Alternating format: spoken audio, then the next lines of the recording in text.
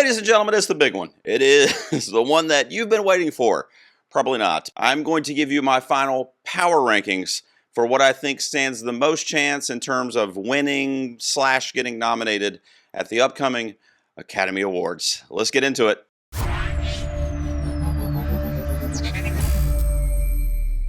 So when it comes to the Best Picture race, I am going to give you my power rankings on this video. However, early next week, hopefully no later than Tuesday, because of course we get the nominations on Thursday of next week, the 22nd, I'm going to have a very special guest on to brainstorm with me and help me figure out what the hell is going to happen in the Best Picture nominees in that last few spots. And this is somebody I trust that also does this on a regular basis and frankly is smarter than I am. But on this video, you'll get, I do this every couple weeks, right? You guys know that. I've been doing it since, I don't know if I want to tell you guys, but I've been doing it since like May of last year. And then we'll see some of the big precursors, right? DGA, PGA, the Critics' Choice Awards, the Golden Globes just happened this past Sunday, and those winners were handed out. Same thing with the CCA. And then in a lot of other regards, we have the nominees for most of these categories. The only thing that's a little bit different this year, as I throw the timeline up on the screen for you, for award season, is that the BAFTAs, the British Oscars essentially, are giving their nominees after we have the Oscar nominees on the 22nd. Theirs are the following week, which almost never happens. So it's a little flip-flop this year. However, we do have the BAFTA long lists, so we are aware of what films they are choosing from. Until we get to like 2 days before the Academy Awards, I don't feel great about any of this. I mean, there's a couple gimmies, and we'll talk about some of those here in a minute, that are like 99.9% going to be the winner, barring some kind of huge newsworthy upset. But aside from those handful, it's really an interesting, exciting race this year in a lot of categories, which was not the case last year or the year before. We'll see how it is. Last year, I think I went 20 for 23 when it came to the winners, which is good. I'll take it, especially since I know nothing about the shorts usually. And nominees, I did pretty good as well. And what's kind of funny about that is you do have to factor in your hunch. You can't go with the consensus. You can't go in every single category for all 5 spots, or 10 if it's picture, thinking this is what's going to happen because this is what everybody's saying going to happen, or frankly what maybe should happen objectively. You have to be ready with some feeling that you have based on what the Academy's done in the past, or what the feelings in the zeitgeist on the circuit and pop culture are. So basically, don't come at me too hard, because I'm guessing until a couple days before the Oscars, and then I'll tell you this is what I think is going to happen, and I'm standing by this. And in 2 days, when I miss it, you can call me whatever you want to call me. We will start with adapted screenplay. I'm only going to do the top of the line categories on this video, so it'll be the 2 screenplay categories, director, and the 4 acting categories, and of course Best Picture I'll say for the end. I will put timestamps down below too. I will probably not be as long-winded. I say probably because who the hell knows when I get fired up when I start talking about some of this stuff, but usually, the power rankings get a little bit shorter, the videos, every time, because I've talked about them so much. So especially if you follow my channel, but I'll give you a little bit of commentary if I feel like there's something crazy that I need to explain myself, if you will. This is not going to be one of them. I mean, adapted screenplay, really in the original screenplay category too, which will be the next slide. I mean, what do I even need to say anything? One Battle After Another, PTA, he just won the Golden Globe for it. But even still, I mean, even if he had somehow lost that to Coogler, which a lot of people thought maybe he would, or, Jafar Panahi, we'll talk about him a lot on this video, by the way. I still think PTA wins here. I think PTA and One Battle After Another is looking at the trifecta when it comes to picture, director, and screenplay. I'm not doing the below the line categories on those, but I feel really good about all 3 of those. And then if you factor in another 3 or 4 below the line, probably at least 1 acting Oscar, right? We'll talk about that too, because I think there could be a wrench in the plans there, but that's a huge possibility, maybe even a couple of those. In these videos, if you watch me, I talk about the basket that you're bringing on the stage with you, or that you're bringing to the show with you. Once you get to the Oscars and you're on the nomination list, in particular if you're one of the favorites, so in this case it would be like, One Battle, Sinners, Hamnet, those are like the top 3 probably. What's in their basket on the night of? What are they putting in there when it gets to that final Best Picture announcement? And for PTA, I think he's going to have a really heavy basket that he's carrying up on stage with him. Possibly the most wins, even though not the most nominations. Hang tight, I'll explain myself. But this is One Battle, easily. Bugonia is probably my favorite, honestly, which I love that he's probably going to get in here, Will Tracy. Clint Bentley and Quidar wrote Sing Sing, and that got in for adapted and famously missed picture, which we'll talk about Train Dreams. And that eerily similar scenario as we go through these slides. All right, next up, let's go to original screenplay. This is another one that's pretty easy to predict, at least the winner. And I think that's going to be Ryan Coogler for Sinners. You know, a lot of people thought he might actually win at the Globes. They mix original and adapted together, and I just don't know anybody's going to beat PTA when they're up against him in director or screenplay this year. So that's why I knew that was going to be a long road for Coogler. But here, they split them up, right? So this is, you know, Sinners I'll just put it this way. I have Sinners being the most nominated film possibly of all time. I got to think about that before I do my predictions, because right now I have it on the docket for 15 nominations. There's one below the line that, what was it I was considering? Maybe visual effects. I was thinking maybe I'll take out because that's a pretty heavy field based on some information I'm hearing from the bake-offs. So it might be 14, which is still tying the record.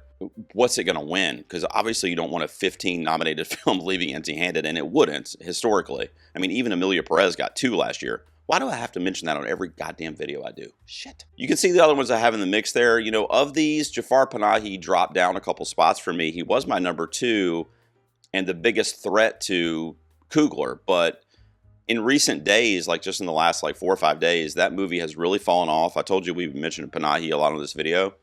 You know, I'm having this kind of battle internally as to a conflict I'm having with what's happening in front of me, what's on paper on the award circuit with Panahi, particularly at the Globes. He blanked there, which was a largely, I think, all international voting body. He missed the BAFTA long list for film, although he did get into a couple other categories there, including screenplay. So he didn't get on the DGA 5. So he's been missing a lot, and I don't know. I don't think of it as an afterthought, but it's almost like Accident is taking on the role of afterthought to movies like Sentimental Value, or of course The Secret Agent, which, by the way, I love all 3 of those. And in a perfect world, they would all 3 be nominated in wherever they're eligible. But for me, I just think that the narrative for Panahi is going to win out over the narrative of him missing on the circuit. Because what's really important here, guys, you know, and I think the Academy, you know, this is going to sound silly when I say this, but have they broken my heart in the past every year that I do this? Yes. And I don't even necessarily have a horse in the race with It Was Just an Accident. I mean, it was in my top 10 of the year, but guess what? So was Sentimental Value. So was Sinners.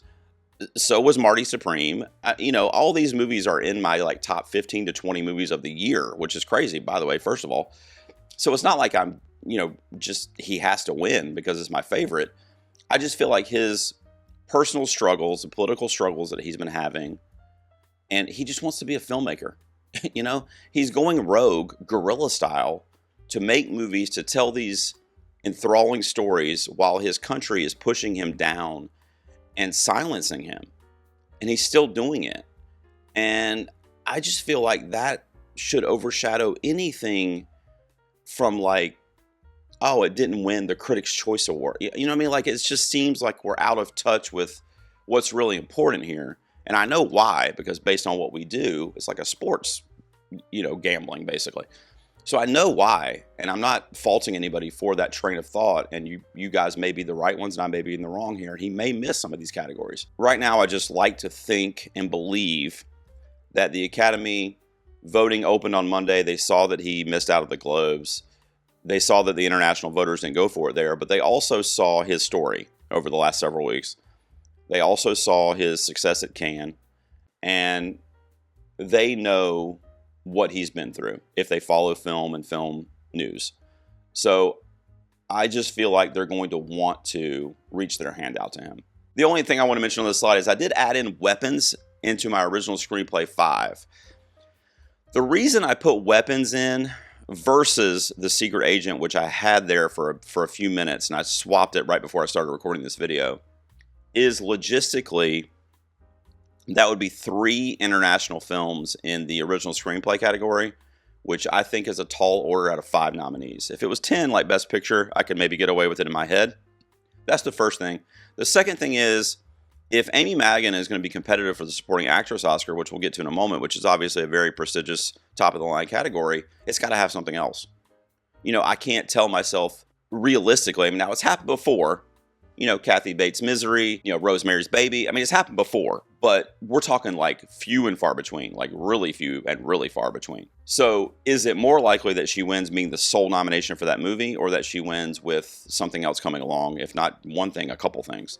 So right now, I think Weapons as a screenplay, which has been getting a lot of love, makes sense to bring along other stuff on the night, whereas The Secret Agent is just as worthy of a screenplay, and frankly, a little bit more Academy friendly. So really, that probably, if you're just looking at the two movies and nothing else, that's the one that should be in. So that's why I'm factoring this other stuff. But The Secret Agent will have Wagner Moura in a top-of-the-line prestigious nomination. Very, very likely will be an international feature. So you've got two major categories at a minimum that can get The Secret Agent in, which, by the way, is the exact same recipe that I'm Still Here had last year when it surprised getting into Best Picture. It had Fernanda Torres in an acting category, a lead acting category, and it had international feature. So I see that package very easily. It doesn't really need anything else. Whereas Weapons needs something, specifically Amy Madigan. That's where I'm at right now. I also think Sorry Baby and Blue Moon are in the mix. I loved Julia Roberts shouting out Sorry Baby. Good God in heaven, can we please get a movie with Julia Roberts as Ava Victor's like stepmom or something, and they hate each other, and then they form this bond and save a cat out of a tree or something. I got to see something with them. All right, next up we'll look at one that you guys may have hit the button to go to in the timestamp for me, because God, I said I wasn't going to be long-winded on this. So let me reel myself in here. If you've watched my videos before, if you've been on my channel before, I'll just, okay? If you don't know, if you've never been here before, I'll just make this very, very brief and give you a summary. I am a super fan, Arianator, a stan of Ariana Grande. Love her, okay? Absolutely love her. With that aside, that fact aside, I also think she was absolutely dumbfoundingly brilliant in the Wicked films. I'm talking about the last one, and even more so in For Good. So up until literally last week, okay, not even 5 days ago maybe, I had her at my #1 for supporting actress. I wouldn't fucking move it. I said she's going to win the Globe. Everybody's saying no. There wasn't a clear frontrunner until really yesterday. So why not? You know, I mean, they love the first one. She's great in that movie, and she is a huge name, a huge draw. Viewership's going to come. Give her the damn award, you know? The Globes didn't do that. So now, with her not winning the Globe, she's actually in danger of not being nominated, period. When I take my superfan status out of the equation, it's a performance as Glinda that just got nominated, okay? And I'm talking about not even a year ago they did this. That never happens. I think it's happened in 3 times, I think. Unless I'm forgetting one. I think it's happened in 3 times in Oscars history that an actor has been nominated for the same character more than once. So they never do it in 97 years. And the Wicked strength is waning. It's missing way too often. And I'm talking about as a film. Ariana, however, is steadfastly consistent. She has not missed a nomination. Of course, she hasn't won, but she has not missed a nomination. My final prediction will be next week. Right now, I would have her in if I was doing it right this second, as you can see. If she does miss the Oscar 5, though, and I'm saying this as a source of comfort from my other Ariana fans, okay? It is only going to be because Wicked for Good is not as strong of a film broadly across the Academy, all their branches, than other movies, specifically like Marty Supreme and Sentimental Value. So just know that. What she did in the film is worthy, it's awards worthy, it's memorable, and it will live on a lot longer than any of the other performances that you see here, even though I frankly love all of them. She reinvented it. I told you I got to cut myself short. So I love Ari. I'm having a really, really, really conflict within my soul of removing her from the 5, but I'm still telling myself, no, she should still be nominated. Let me run down this list real quick. So Teyana Taylor and Amy Madigan moved up a spot because of the drop for Ari there. Wunmi Misakyu is my insert here into the 5.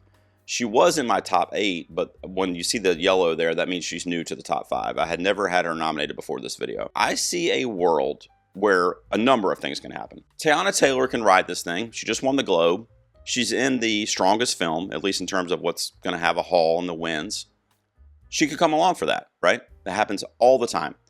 I don't agree with it, but some people could say it happened for Mikey Madison last year. Now, I love Demi Moore, and I don't want that to be mistaken, and Fernanda Torres. But Mikey Madison was my pick, so I agreed with that win. I thought she was the best performance of the ones that were in the running. But a lot of times, that won't happen. You know, the best performance won't win because the winner, or the person that beats them, is in the movie that is kind of consensusly being checked off the list by voters. So that could happen for Teyana, and I love Teyana in that movie. I don't want that to be mistaken either. But obviously, she's not my favorite in the category. As you guys know, I love Madigan, I love Inga, Sentimental Value, and of course, I love Ariana Grande. Realistically, Teyana could win that on the strength of one battle.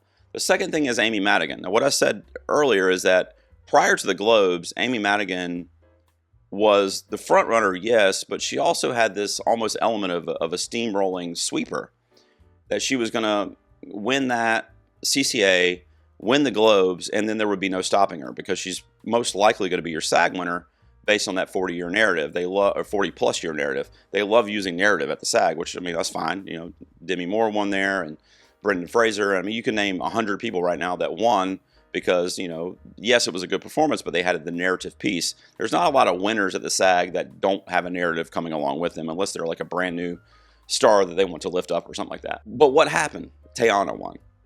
So that makes this race kind of tricky, honestly. But she could still win because she's going to get the SAG. So she's going to have CCA and the SAG. The SAG is the largest crossover, acting-wise, with voters in the Academy.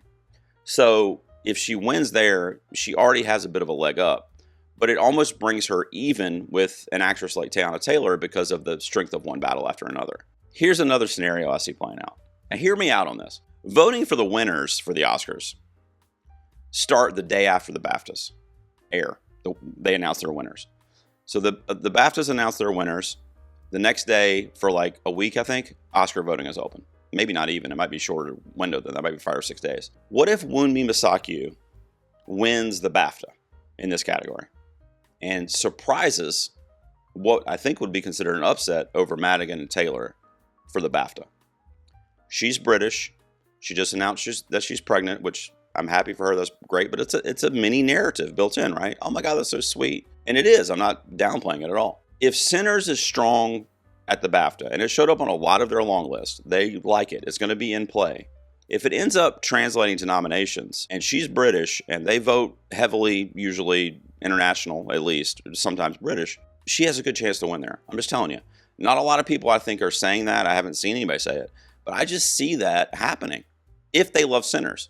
If Sinners underperforms there and they don't vote for it, it's probably going to be Taylor or somebody from Sentimental Value. Inga, perhaps. That would be my guess. But Taylor could win there. Madigan could win there, although that's a little less BAFTA-coded. So there's a lot of shit that could play out here because you've got the Sentimental Value ladies, Inga specifically, in the mix too because of the international piece. And you got to imagine anybody in the field of acting or movie making is going to love that performance in that film because of how it's tied into the industry. I feel really good about the top 4. I think the top 4 are in. I really do. But if Ariana misses, I think Odessa A. Zion is probably the trade in there, the swap in, which was one of my top 5 performances of the year, by the way. I loved her in that. So it's not like I'd be mad about it. I don't want the recency bias to creep in, you know, because she got the surprise SAG nomination, you know. The movie performed well there. Marty Supreme, I mean. It definitely performed better than Wicked for Good. So, you know, if you're putting the two head to head, you could say that very easily to make your argument. But then my argument would turn around and be, well, what else has Odessa been nominated for? Especially if you put her up against Ariana's nominations. So I know I'm biased as a super fan, but at the same time, it's like, you know, stats. So right now, we don't really know. And I don't think we're going to know when they announce them next Thursday either. I think we're both going to be, or everybody's going to be like this, and they're going to say one of the names. And half of us are going to be like, oh, okay, I should have predicted that. And the other half are going to go, oh my God, I can't believe they did that. Getting that surprise nom at SAG and the narrative for Marty Supreme and the way for it hits at the right time, she could overpower Ariana because as unfortunate as it is, at least for me, Wicked for Good is going down and Marty Supreme is going up. You know, plus Marty Supreme came out on Christmas Day. Wicked came out pre-Thanksgiving. You know, it just depends on momentum a lot of times. And that is a really good performance by Odessa, too. So if they saw it, then just add that to the mix as, you know, something going against Ariana there. I think your top 4 are there, and then you're going to have to decide. You're going to have to decide if you think the strength of Ariana Grande's performance is going to carry her all the way to next Thursday when they announce them, or if it's waned and it's just become too weak that it's going to be overtaken at the last minute by somebody like Odessa. And as you guys know, I'm rolling with my queen. Let's fucking go. Let's see what happens. Next up is another category that's kind of tough to predict the winner. This is a weird category for me for supporting actor because it's really hard to predict the winner, but the nominees are almost too easy. Like, I feel like there's going to be something weird in the final 5 because it just seems so simple. I think this is the 5, though. Stellan Skarsgård, Sean Penn, Jacob Elordi, Benicio from One Battle, and Paul Mescal. I think that's your top 5. I mean, Miles Caton is surprised at the SAG. Delroy Lindo has the career narrative piece. Adam Sandler I put on there because he's the only person I could think to be 8th, but he's not going to get in because Jay Kelly's been fucking dying faster than, my goldfish when I was 10. But I think Stellan, I know Stellan won the Globe. We just saw that.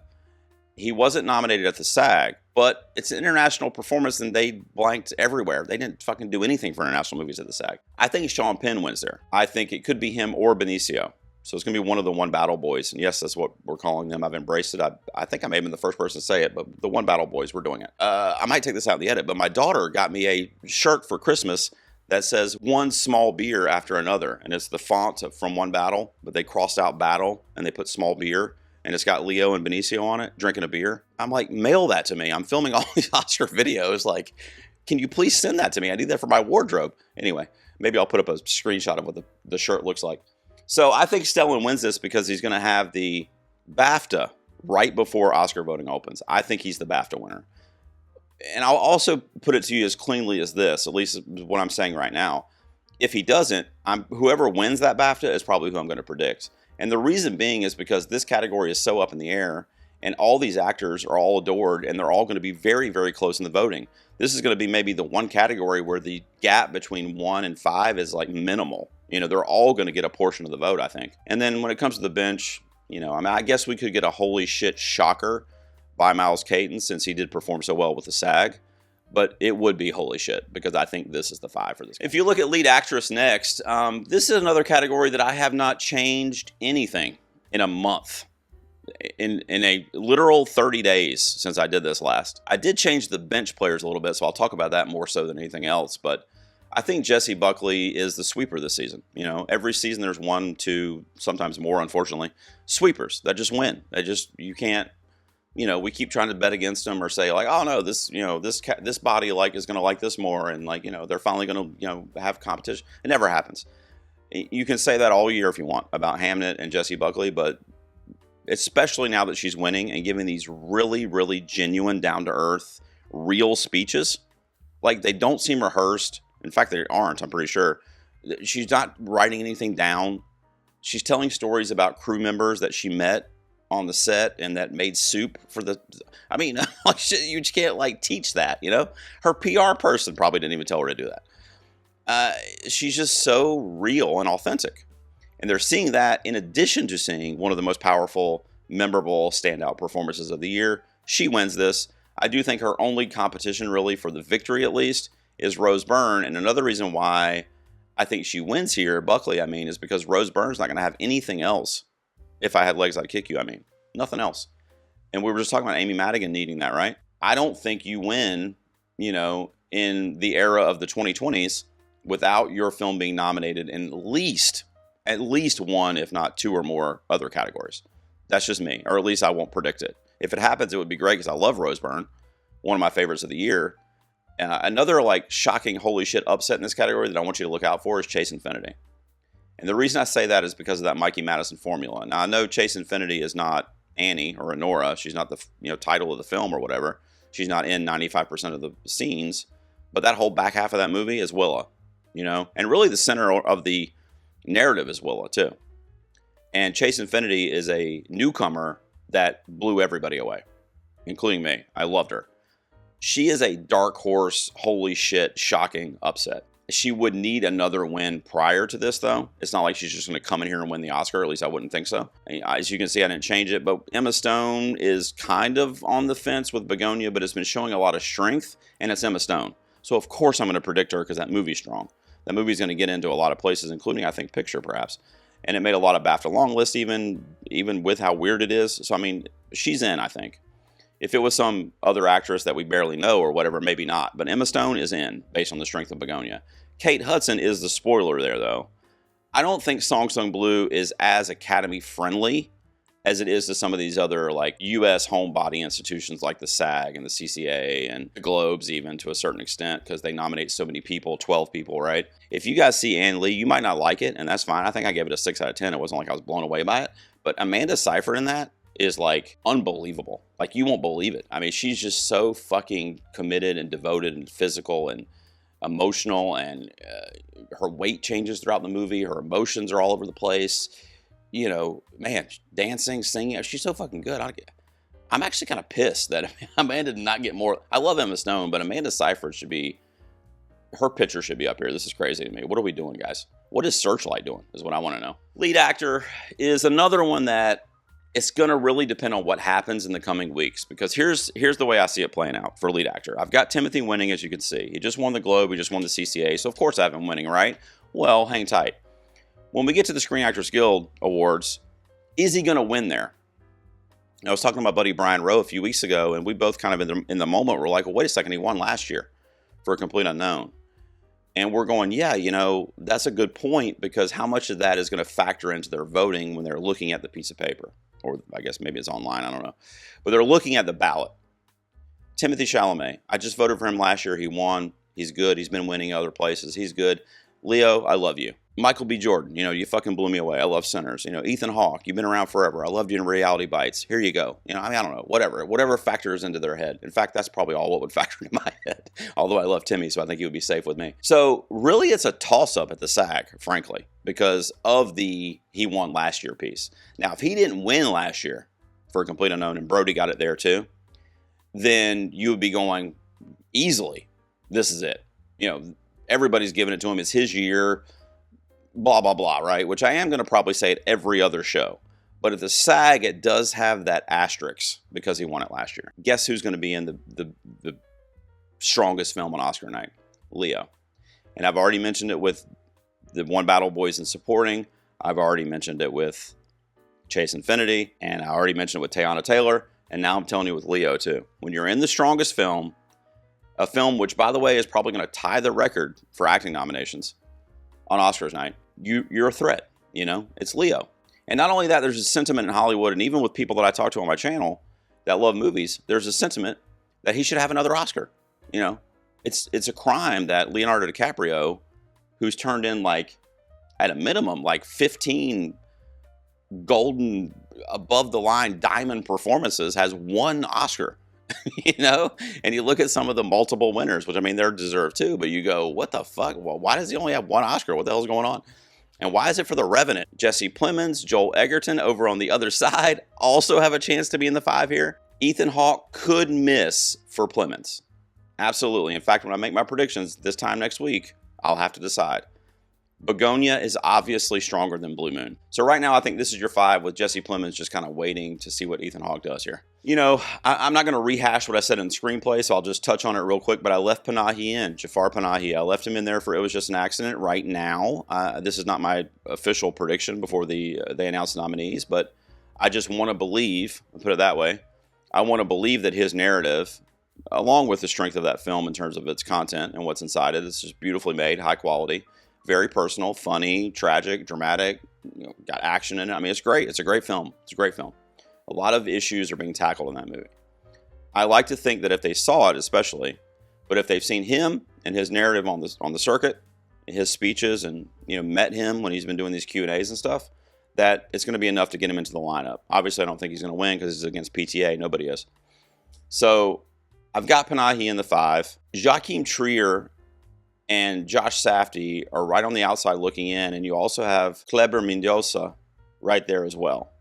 So all 3 of those are tied for me. The strongest movie among those 3, in terms of number of nominations, is probably Marty Supreme, because it's in the running for a few more techs, I would think, than Sentimental Value. The Secret Agent's got Wagner Moura, as you saw, and I'm not doing it on this video, but international feature. So I think it's good. It doesn't really, quote-unquote, need this. However, if Panahi misses, but the international voters are going elsewhere, it's probably going to go to Mendoza. You know, Josh Safdie has a really auteur vision in Marty Supreme, but I've been saying since May, when I talked about my hunch earlier, I just don't have a hunch of Safdie getting in. because of his young career. And if you look at the Safdie brothers and what they did together, which I love all of that shit, by the way, none of it's Oscar friendly. None of it has been mentioned by the Academy Awards. They haven't responded to any of it. This is the first project of theirs that's gotten any kind of notoriety, and we still don't have the nominations. Now, of course, I don't think it's going to blank. You know, the Academy. In other words, there's nothing jumping out to me like the Academy is going to do this for Safdie. You know, I don't know. I mean, hopefully they do. It was my #2 film of the year. But right now, I think the narrative and the names of people like Panahi, Guillermo del Toro, Chloe Zhao are getting in over those folks. That's just what I think right this second. You know, a lot of people might be surprised. I'll touch on it real quick about Guillermo del Toro being on the list. You know, for me, that is a name recognition thing, but also the strength of Frankenstein as a film, you know, has really surprised me because I liked Frankenstein, but it's in my like top 35 or 40 of the year. It's not like in my top 10 of the year. It's also not my favorite GDT movie by a long shot, but they love him. You know, he gets in. Nightmare Alley, you could obviously everybody's going to point to that one, but he gets in. But I've got Frankenstein getting 9 Oscar nominations currently, winning 3 of them. So if you get 9 categories nominated at the Oscars and you were on the DGA list, you're getting in. You know, to me, that says you're getting in based on the crossover involved and based on how well your film is going to be celebrated across the Academy. Whether we like it or not, or you like it or not, depending on your affinity for Guillermo del Toro, his name is much bigger, previous winner with this brand, with this body, than Joachim Trier and Josh Safdie. It just is. So for me, that's going to supersede the merit of whatever you think the better film is. So right now, that's my 5 for director. Like I said, it will most likely be a different list next week when I record my predictions. We'll see. And the last one I'll show you guys real quickly, and I'll go through pretty quickly. I'll just kind of, not a lot's changed, but there are some things we need to talk about with those last couple spots, as I mentioned. So obviously, I think One Battle is the winner this year. You know, Sinners is an upset. I don't think anything else, though. And I think if Sinners does upset, it would be a ranked voting, mind-blowing thing. I mean, it would just be like they had so many #2s, and there was just enough people that didn't like One Battle and put it at 9 or 10 that it did it. But that would be crazy. Think about that. 10,000 members. For that to happen, it would actually have to be a pretty big chunk that didn't like One Battle for that to happen. I mean, I'm going to go out on a limb here, and I assume One Battle among the Academy members, at least the majority, you can't say everybody, but the majority are going to have it in their top 5 of this group, if this is the 10. Whereas Sinners may suffer because it's a genre film, and it has the horror component, and they hate that shit at the Academy, historically. So, you know, that could also be why Frankenstein suffers a little bit. But I just think the text for Frankenstein make it really strong as well, and then obviously that goes without saying for Sinners also. I think Hamnet's your #3. You know, Hamnet's that little kind of like independent feeling drama that it pulls at your heartstrings and brings out the gut-wrenching performances of the year and really speaks to old Academy in a lot of ways too. It's the kind of, you know, pinkies out, sipping tea films that they went for decades. You know, your English Patience of the world, you know. But, you know, that doesn't mean it's not good. It's a great movie, so it does speak to that old Academy vibe, but it also has great young talent like Paul Mescal and Jessie Buckley, who's going to be your lead actress winner. So that's going to go a long way for this film because she's going to have the lead award in that top 3 that you're looking at there if it plays out like that. Sentimental value is the 4. Again, you know, the international tie-in, but also the tie-in to filmmaking goes a long way, I think, for that film. I already talked about Frankenstein, Marty Supreme, I Left Alone. Same thing with The Secret Agent. Same thing with Bugonia. So then, when it gets down to the last 2 spots, not to beat a dead horse, but it was just an accident. It's the same commentary I've been giving you the whole video, is that I'm basing it on the international piece mixed with the narrative. The logistical thing that you can ask yourself if you're taking it out of your predictions or The Secret Agent, although I would leave The Secret Agent in, I think that it is stronger, especially right now as voting is open. But one of those two, if you take out an international, you're telling yourself logistically 3 internationals are not going to get in. So aside from Panahi's narrative, I also want to believe that this is the first year that finally we get 3 international features nominated. I don't think this ever happened before in a field of 10. If it has, I apologize. Definitely not in recent memory. Based on how international cinema has been being shortchanged as of late in the last week, how great would that be to be like, no, we're back, guys. We're good. International is good. We're good. It's all good. Now, that 10th spot is very, very intriguing. Very intriguing. As I'm sitting here right now, I want to put in Train Dreams. The reason I want to put in Train Dreams is because of it's been showing up and kind of shockingly in a couple areas, long lists, etc. Joel Edgerton's great in it. He's well respected, but it's got the screenplay nomination. It's got the above the line nomination for screenplay for Bentley and Quidar. Now, what's going to piss me off here is if I end up staying with it, right, and it misses, because that is the exact same thing that happened to me last year for the exact same reason with Sing Sing. I also have Nick Cave in original song for Train Dreams, which I had last year. Sing Sing got in for original song. So I had a package for a 10th spot for Sing Sing of song and screenplay. And Coleman Domingo, too, which was big because Train Dreams is not going to have an acting nomination. So technically it's weaker than Sing Sing was, and Sing Sing missed picture. Could have cinematography, too, though. Don't forget that. So Train Dreams is in the mix for 3 to 4 if it gets picture Oscars. Of all the ones you see over there on the bench, the only realistic, now any of them could really technically happen. You know, I hope Wicked happens, but I just took that out of my 10 for the first time. I needed a moment of silence. I wanted to film this video yesterday, but I needed to just rest in meditation because I couldn't believe it. I was so depressed by it. It could still get in, but it would, even for me, would be a shocker. But God, how great would that be? Film Twitter would crash. It would literally not exist if Wicked for Good got nominated, and I'm fucking here for it. But it's not likely. The only realistic trade-in or swap-in for Train Dreams there for me is F1. F1 would be a tech player, or is going to be a tech player. It's not going to have any top-of-the-line nominations. It's not going to have acting. It's not going to have screenplay. Not going to have director. All that stuff was great, but none of that stuff's getting nominated. So without that, I don't know that it's strong enough to get into Best Picture, because I look at other projects that have been tech players in the past, like Nosferatu, actually, as recent as last year. You know, I think it got 4 tech nominations, but it wasn't enough to get into Best Picture. Now, what F1 has going for it that could put it over that line from 11 to 10 is editing. If it gets the Best Editing nomination, there's so many times in recent years that the top 5 editing nominees are also in Best Picture. Almost always happens that way.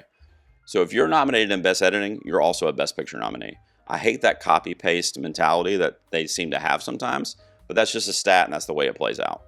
So if F1 gets into editing, you got to go, oh, holy shit, that's in Best Picture. I mean, and not to mention it's going to have other stuff, right? It's going to have sound, probably, maybe Ed Sheeran for song. Hans Zimmer did the score for that. Cinematography, right? Visual effects. I mean, it's going to have shit. It's definitely in the mix for stuff. So on the morning of, when they're announcing nominations, if you hear F1 in that editing category, it's in Best Picture. Of course, it'll be too late then. I'll have my predictions in. So what you just have to ask yourself right now, at least that's what I'm asking myself leading up to next week, is Train Dreams stronger with adapted screenplay, top of the line, by the way, cinematography, and song? Or is F1 better? And I'm giving you the likely nominees, not everything that it could get, because it could even be stronger. Is it stronger with editing, sound, visual effects? It could also possibly get cinematography in the score. And then if it gets all that, then yeah, it is the stronger film. But of those, like, not definites, but mostly definite, which one of those is stronger? You know, let's look at the community on Award Expert real quick. On the Award Expert app, the community in those last 2 spots has Train Dreams and Secret Agent. And they've also got It Was Just an Accident in. So they actually have my same 10, which I didn't even do on purpose. They don't have F1. They have F1 at 15 right now. I think F1 should be at your 11 or 12 at worst right now. Weapons is also a possibility if it gets that original screenplay and casting nomination. It needs those 2, and of course it has Amy Madigan. If it gets it doesn't need both of those, so I take that back. If it gets original screenplay and it has Amy Madigan, it's in Best Picture, because it has 2 top-of-the-line categories, and those last 2 spots are up for grabs. So I think that's enough, strength-wise, to get it into Best Picture. The huge weakness for Weapons that would keep it out of Best Picture in that scenario even would be the horror component. The hair and makeup miss on the long list or short list was weird. That would have been giant for it, because then it would have had the same blueprint almost exactly as the substance. But the horror genre component is why I have Weapons ranked lower, because the substance aside, they just don't do it. Especially these types of horror movies. They're like thrillers with, like, they did it for like The Joker, but that was like kind of a crime drama. I don't feel great about Weapons as a horror fan, but I'm also very pessimistic when it comes to horror with the Academy. But, you know, F1, Wicked, Blue Moon, Weapons, and then you go over to the other list, Train Dreams, it was just an accident. Those 6 movies, I would say, 2 of those 6 are going to fill your last 2 spots. Okay? The Awards Garage is telling you that 1 through 8 is locked in for Best Picture nomination. Those 8 that you see right there. And I'm including The Secret Agent in that. The last 2 spots, I'm open to moving around. I really am. Power rankings on the 12th of January, I'm recording this on the 13th, are what they are. But after I do my brainstorm session with my special guest next week, this could all just go to shit, guys. Let me get myself back in here full screen. That's it for my power rankings this time around. I ran way too long. Jesus. I said I was going to truncate this a little bit, and of course I'll edit it, but it's already at an hour. I get talking about the Oscars out here in the garage, guys, and nothing can stop me. Not even myself. Wasn't that a line from one of the popular films this year? Oh no, from The Odyssey. Matt Damon said it in the trailer. I get you, Matt Damon. I get you. How about them apples? Am I right? And also, just to remind you, nobody fucking knows anything yet. I mean, we don't know.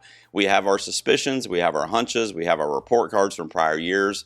But there are always surprises. And that's why I said you can never go with the consensus like, oh, this is what they're going to do. Because in a couple or 3 at least of the 24 categories, something weird's going to happen. So be ready for it. I'm ready for it. I love it. This is a very exciting award season. I love how it's kind of shaking out. Let me know what you guys think down below. Don't forget to follow me on Award Expert if you want to see all my real-time updates before I do the videos. I'm also on Letterboxd. I think I've only seen one 2026 film so far because I cover award season and do my best of 2025. It takes up literally the whole month. But I am on there and I do see a lot of movies, so follow me on Letterboxd too if you're into that. And do not forget about channel memberships if you're into it. I have a bunch of channel members that have been joining me lately. You guys are the best. I do all kinds of member-only brainstorm content for the Oscars and release all my ranking videos early for those guys. They get custom emotes, custom badges, all kinds of stuff. And my love, because I am so grateful for my members. They can tell you. I'm hitting them up, messaging them, commenting, what do you think? I value them. I value their opinion, and I look forward to their feedback and commentary. And they're usually not mean to me either. Some of you general public people can be mean to me, but I also love it, and sometimes you're right, because I don't know what the hell I'm doing. So I do appreciate you guys tuning in, and I will see you out here soon. We'll go back to the Oscars Best Picture race next week. I'll do a video breaking it all down, and I have a couple more rankings videos for 2025 on the horizon, as well as my most anticipated for 2026, which is coming up this week as well. I'll see you guys out here next time in the garage.